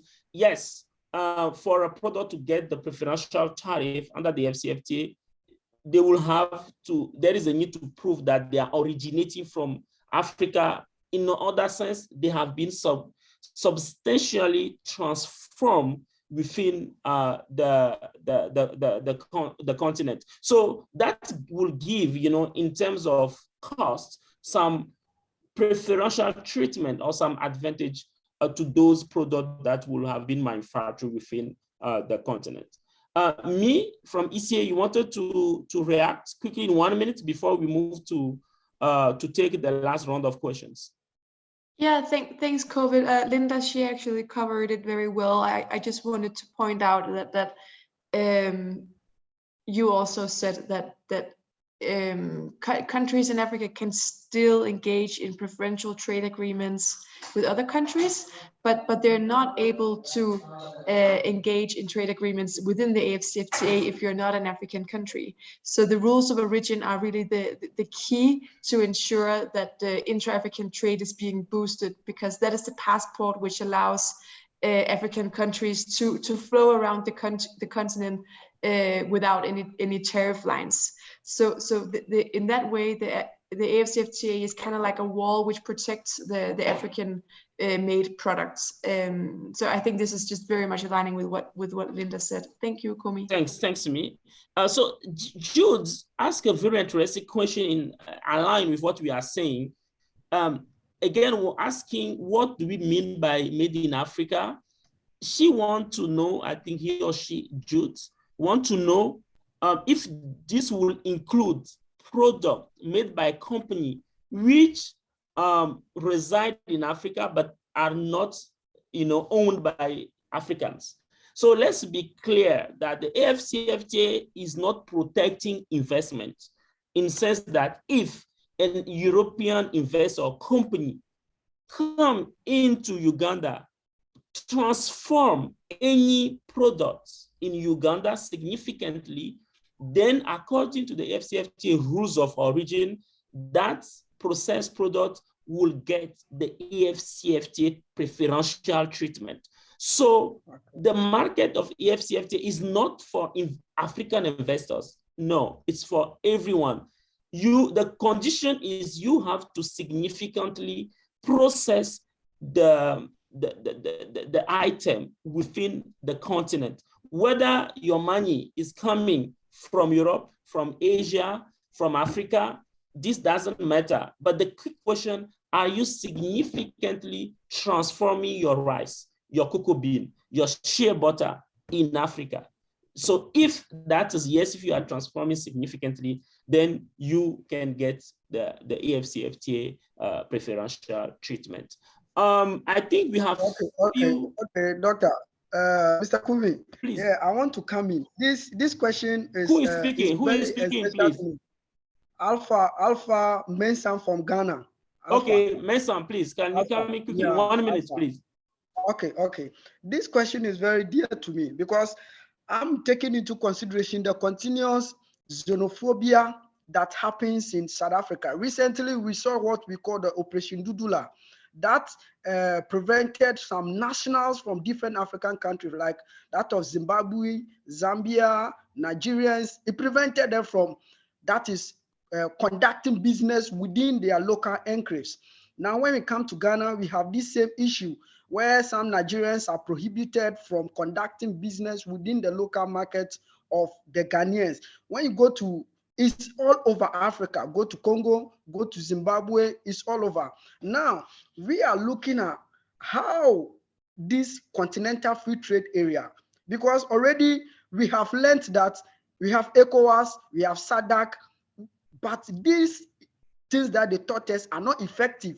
The local people that sells in the market, the businessmen, they pay deft attention to these things. So we are looking at how African continental free trade area is going to bring in a full energy. That is a brand new way to make sure that the masses, especially the local people, that is where the concentration is. That is the local people who understand that no, this is something for us. And how are we going to get, especially a tax force? Tax force. This is where my this one is, because if the local woman who used to sell cassava at the market is not aware of this, how can we achieve this? So I want to look at how the trade policy or how this policy is going to address this issue that goes on all over Africa. Because recently, I believe some of you heard Operation Dudula in South Africa. People were stoned to death. People were beaten to death. People's shop closed, property looted. They were ransacked, chased away from their shops. Why? Because the people are buying their product more than the indigents who should be selling for them too. So I want to see how we're going to address this issue. Thank you. Yeah, thanks. It's true that, yes, there are still a lot of challenges. Yeah, can you hear me? Comey. Yes, Emmanuel, you want to intervene? Do you want to respond too quickly? Yes, please. Fred? Okay, Yes, please, please. Emmanuel, you have the floor. Mr. Comey, I think what is important for us as Africans and as a change makers is for us to lead this campaign of continental free trade. Now, we are too over-reliant on foreign goods. If you have, I'm a Ghanaian, but currently I'm residing in Nigeria. Okay. Because my office, we just opened an office in Nigeria. What I have realized is that you go to the market and a common broomstick that is produced in Aba, a Nigerian or a Ghanaian will tell you that, no, I want a foreign one. For even a dustbin. Yes. Dustbin. Now, if we don't begin to change and become the whole change agent, it is never going to happen. Because at the end of the day, it is for us to make sure that we produce, we actually use our own. I was in China a couple of years ago, and China has about 38 or almost 40-something brands of cars. Yeah. The city of Shenzhen uses their own BYD and other electronic cars made in China. China didn't start from yesterday, or China didn't start from yesterday to produce cars. They copied and then perfected to become where they are. But if we don't patronize our own and become the change agent, even if somebody wants a slippers to buy, a common slipper, which is a bathroom slipper, he wants made in US. So it is for us to be the change agent. If we begin, I can see on this platform that we are over 200 people. If we begin to speak to just 5 people, that is 1,000. So let's start using our made in Zambia, our made in Ghana, our made in Nigeria products. Then it will trickle down to the very person in the Makola market or in Lomé market. The change begins with us. Thanks. Yeah, Emmanuel, very important point. Change begins with us. And this also was a point made by Eleanor. Let's consume made in Africa product. Not just say producing and trading, but are we consuming? Are we the market ourselves for made in Africa? Are we wearing clothes from the fabrics made in Africa? Are we eating chocolate made in Cote d'Ivoire and Ghana? Are we buying, the shoes from Nigeria, the clothes from Ghana, and see the shirt?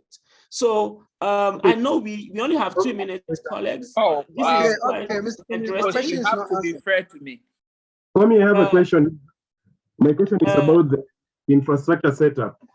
So just a minute, just let me ask first, YALDA colleagues, can we have 5 additional minutes? I know the callers in the interpretation booths, please allow us to have 5-10 minutes more.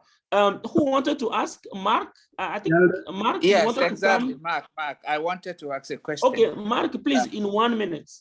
Please, my name is Dr. Mark. Dr. I am Mark. in China, but from Ghana.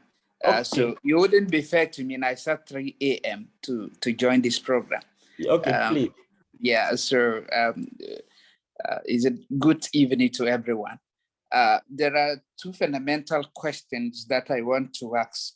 One, I don't know if in the first model you treated that, but I want to know whether there are financing instruments for people who are starting up in terms of the youth. If the Secretariat had something like that,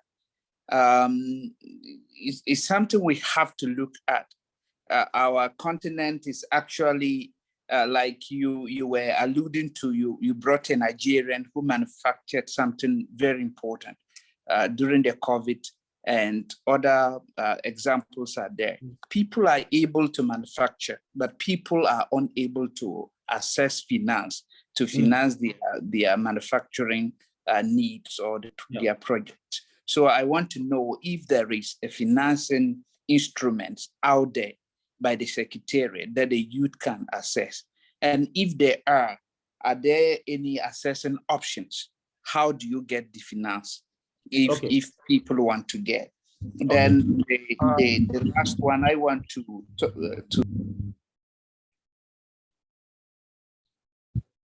We lost you, Mark.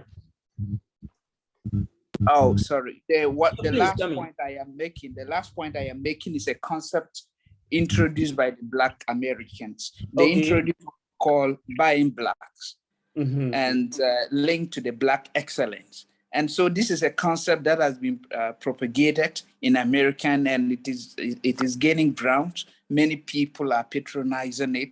They call it is a kind of racism, but they believe that this is what it is. People say buy American. They believe that buying black is also a concept that must be introduced. Can we also have the Secretariat have a concept like that, buying Africa?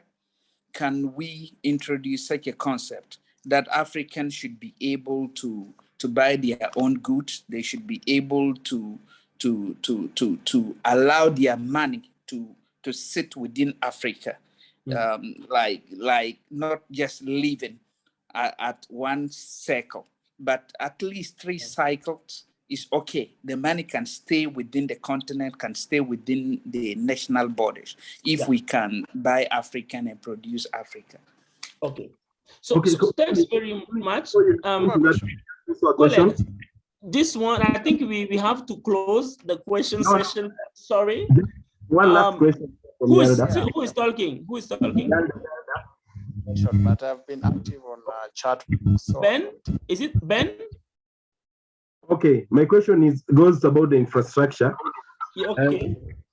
That Africa is facing a challenge when it comes to electricity and trade routes, and also the infrastructure setup, our transport route. So we want to understand from the FCA point of view, who is in charge of providing these routes and making the connectivity to ensure that as we are doing this trade, we're actually doing it conveniently and every country is able to benefit from the same infrastructure that is being set up. Thank you. Thank you. So please, I think we have to wrap up now. So because I also want to give 1 minute to our panelists to say their the final words. So to respond quickly to our brother who is currently in China. So thanks for joining us. It's very late there, but you are making it. In terms of financing, so the AfCFTA, the protocol doesn't have specific provision for financing. But we do hope the protocol for youth and women in trade will have some specific provision. But what we know is the Secretariat is working to establish a fund facility for SMEs. How is going to be done? This is a question we will certainly, I think YALDA is here, we can ask the Secretariat to bring to come and elaborate on during module 3 or module 4. Afreximbank is also trying to set up a bank dedicated to SMEs. So those new initiatives are coming to complement the AfCFTA. So AfCFTA will not address everything, but there are additional initiatives across the continent to address them. That also relate to the question on infrastructure. There are a number of investments funded, for instance, by the African Development Bank when it comes to infrastructure. And Afreximbank, for instance, also is funding a number of special economic zones in Gabon, in Togo, in Benin, to address those infrastructure issues and support production. But before we conclude, I really want to thank everyone. I want to call each panelist to really in 30 seconds give a final words. I start with me. Your final words, me. Thank you so much, Kumi. Thank you, first of all, for moderating this debate. It was really a pleasure to follow and well coordinated among the many questions we received. I think it's really encouraging to see how many good questions we get from all of the participants. It really seems like we've managed to get our points across, and you understand both the opportunities and the challenges of the AfCFTA. And I think we also have an idea about where we can help by spreading the word more on some of the areas that are more difficult to comprehend on the AfCFTA, such as how does African goods compete, or how does the AfCFTA help African goods compete with international products in the continent? So maybe this is something we can take up in some of the next sessions. So thank you, Komi, and thank you, everyone. It was a pleasure to attend this session. Thanks, me. So we have already some issues we can discuss during module 4. Marlet Girma, please. Yes, thank you so much, Komi. I raised my hand and I was happy that the YALDA summit, I don't know who's raised the question of infrastructure, because with what Dr. Eleni asked, I think, yes, the AfCFTA, of course, we're going to have reduction of tariff and non-tariff barriers, but it's important to note that the cost of transport and logistics, the infrastructure issue, trade facilitation measures needs also to be addressed for AfCFTA really to work and for African product to be competitive on the market. So thank you very much, everyone. And I have seen also other interesting questions. Thank you. On supply chain, how the Russian and the Ukraine war is affecting the supply chain, what other solutions? I think these are very interesting questions that we can also answer maybe as we did in the session, in the next session. So thank you so much, everyone, for your participation. And yes, we'll see in the next session. Thank you. Thank you very much, Marlet. Indeed, there are so many interesting questions. We do not have time in 2 hours to go into detail and respond to them. But what we are going to do again is maybe for YALDA to share with us all the questions. We will then draft the responses, address some of them during the first 15 minutes of module 3, and we will share all the written responses. I don't know if his connection is good now. If he actually has been the one that has done the groundwork for this module, unfortunately, today, if he's based in Accra, but there have been issues with the rain, heavy rain in Accra, and she has not been able to get a good connection where she is currently. But if he's still not with us, I want to go directly to Dr. Tumi Sumi. Simon, please, your final word, if you are still with us. And again, thanks for staying. Simon, please. Hello? Yes. Thank you, Komi, for organizing and facilitating this discussion. It was a brilliant discussion. I was following in, the questions were brilliant. What I would like to say is that from what we understand and from what has been shared, AfCFTA is going through evolution and formation. And all these points will just help us facilitate and enable us to construct something that will be customized to our exact needs. Now, I would like to add voice to some of the points that were raised, specifically consuming our own products. Yes, I understand. One of the ways that can happen, you cannot shove our products to the people and force them, but if we get involved in the production of those very products, if there is free movement of raw materials, if there's free movement of services, if, for instance, I'm in Nigeria and I have something that can be used in Kenya, and there is access, there's transport, there's sharing of knowledge, collaboration, partnership. Let's say there's a company in South Africa that is able to produce and manufacture an idea, or even manufacture something that I'm raw material that I have, then I can easily ship it there because of the facilitated free trade area. And these are all potentials and possibilities that can arise from this partnership. All in all, I see it as a win for all of us as Africans. We've been fragmented for so long, and this is an opportunity. I'm glad we have a platform like this where we get to share our problems and come up with solutions that are customized to our own problems. So I thank everyone for joining this session. Thank you, Komi, for facilitating. Have a good evening. Thank you as well, Simon. Great to hear those points from someone, an entrepreneur and youth entrepreneur in the continent. So thanks. Eleanor, yes, let's consume Made in Africa product. Please, your final word, and thanks for your contribution as well, Eleanor. Thank you very much, Komi. I'll just be adding to what Simon said and encouraging each African out there, in particular, to try to consume Made in African products. African got the best products, no matter where you are. West Africa, Nigerian products, Kenyan, South Africa, wherever you are in Africa, we have good things, especially Ethiopia, we have good leather things and all that we can consume in Africa.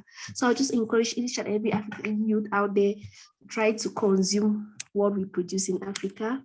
Thank you, Komi. Thank you, everyone. Thanks. No, please come in, Leonor, for the final. Yeah, sorry for cutting. It's okay, Komi. It's okay. Okay, thanks, Eleanor. So, Eleanor, since you are based in Addis Ababa, so if anyone from the participants have, kind of travel and trip over, maybe you can even bring them to some leather shops so that they can see the quality of leather produced in Ethiopia. So I think Linda was requesting for a second to. So Linda, I'm giving you the floor to really also give concluding your last word. Linda, please. Okay. Thank you, Komi. This was just in relation to the financing part, which is a problem for most entrepreneurs in Africa. For the past 2 days, Kenya, we've had an ideation workshop on what we would like to see included in our national strategy, as well as on the women and youth protocol. So I would like to encourage any entrepreneur listening to this, kindly get conversant with your national strategy, see what your government has proposed as some of the financing interventions that will assist the women, youth, as well as entrepreneur SMEs in your countries to be able to benefit from AfCFTA. Most of the interventions are there for Kenya. We did it. We presented like over 50 points. I have them. If you're interested, I've sent my link to my Twitter, it's there. We can engage more, and I can tell you some of the good proposals that we Kenyan entrepreneurs as well as the private sector made to our government that we want to see included in our national strategy as well as in the main protocol. So those solutions are there. You just need to know how to go about them and how to get the funding. Thank you. Thanks, Linda. Thanks for hearing from you from the ground, the actual experience and the contribution you have been making. I think, yeah, you are very active also on Twitter. So thanks for the great work also you are doing in terms of sensitizing, sharing information, and we will certainly visit Kenya. So colleagues, thanks everyone. Sorry, we can't address all the questions, very interesting questions, but we will continue engaging. And I do believe from YALDA side, even this round of module is a part of a bigger campaign. And this is something that needs to be replicated, throughout the year, next year, because I think there is still a huge information gap. But if like today we are able to reach more than 200 participant, SMEs, young entrepreneur, I think this will be very fantastic. I don't know, Yalda, if you want to come in for a last word before we close. Bethlehem or Leone, do you want to have a last word? Okay. So I assume, so this has been very fantastic, very engaging. I think there are so many issues, but I'm also very glad that, things are coming and we see a lot of participants even responding to the questions, sharing experiences, and that is what the whole AfCFTA is about. And I can tell you this week in Cairo, during the annual meeting of the Afreximbank, dedicated to young people, there are a number of discussions ongoing. So thanks thanks each one. I can see on module 2, we have a poll. So please, can you quickly answer the questions before we disconnect? Please, I think the poll is now up, and then I can see people responding. Please quickly, so that we can, I think we can take just 5 minutes to see which one are the best responses, yeah, and to see if we got the issue right today.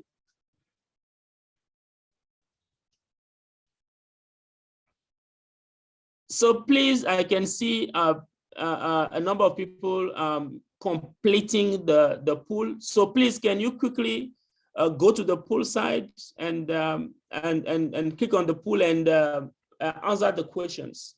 There are 4 questions, straightforward.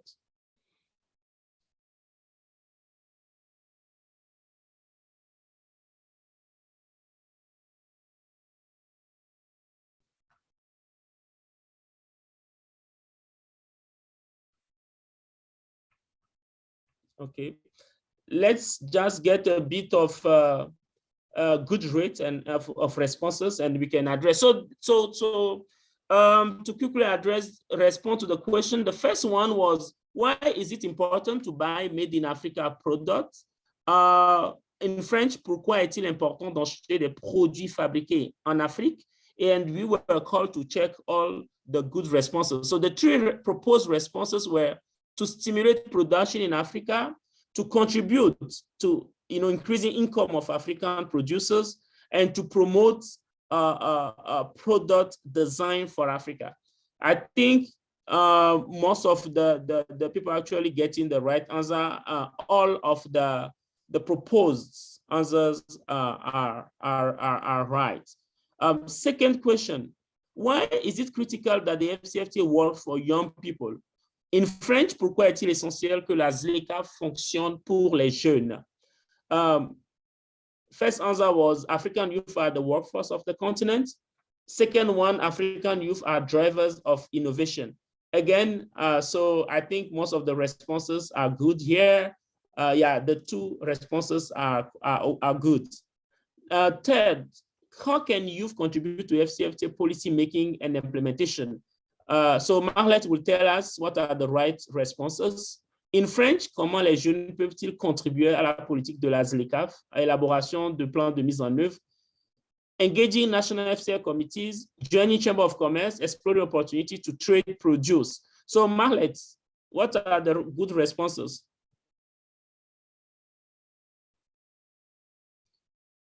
Okay, maybe Marlette is not with us. Eleanor,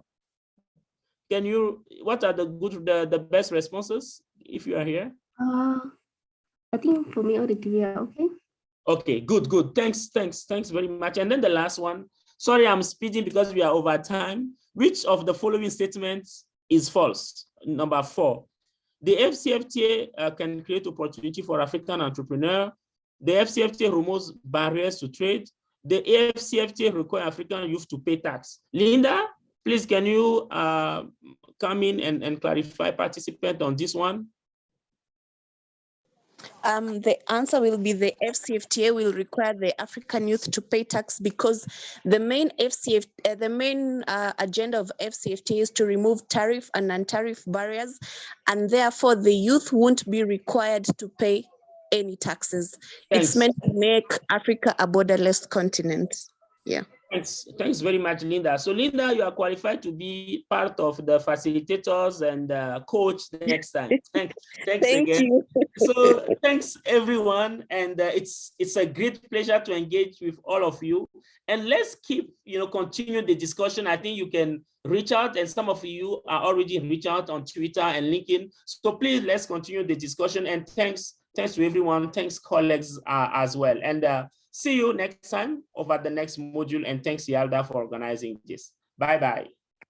Bye-bye, goodbye. Welcome. Bye, everyone. Enjoy. Bye from Ghana.